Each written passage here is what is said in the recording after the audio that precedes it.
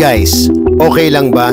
Real talk lang muna tayo. Kung may isang food stall na dapat mag-trending, ito yun.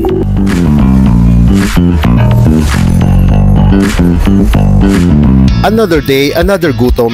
Nandito ako ngayon sa Il Terrazo, Tomas Morato, Quezon City. May nakapagbulong kasi sa akin na meron daw masarap dito. Yung pagkain daw nila pwedeng pumalag laban sa pepper lunch. At masarap din daw yung kanilang chicken wings. The name of the place is Tapi Q. It's a small food stall business owned by a couple who are both working in the corporate world. Ang maganda dito, made to order lahat ng food nila. At lulutuin nila mismo sa harapan mo. So guaranteed tayo ng cleanliness and freshness ng order natin. Very professional and very efficient din kumilos yung kanilang staff.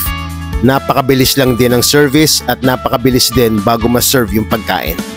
Well-organized yung mga equipment, well-organized din yung kanilang mga ingredients. Wala pa yatang 10 minutes tapos na lahat yung order ko. Pwede ka mag-order to go or dine in dahil meron silang mga disposables. Heto na, ready na yung mga orders ko. This is their beef in soy butter Japanese style with mixed rice. And this is their spicy Korean with plain rice.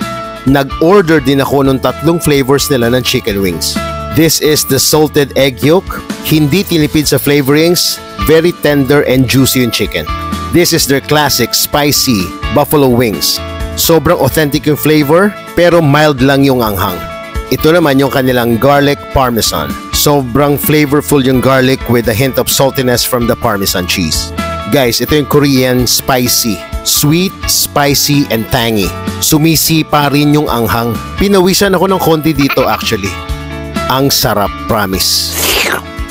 Ito naman yung kanilang beef with soy butter Japanese style. Just like the first one, very tender din yung kanilang beef at ang sarap ng mixed rice. Whew! Grabe, nabusog ako.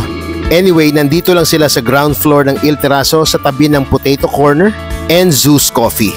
Kaya puntahan nyo na. Hanapin nyo lang din si Kuya Jerome, sobrang bait niyan. Guys, see you at Tapi Q. At pasok ito sa ating So good, so flavorful. Please like and follow.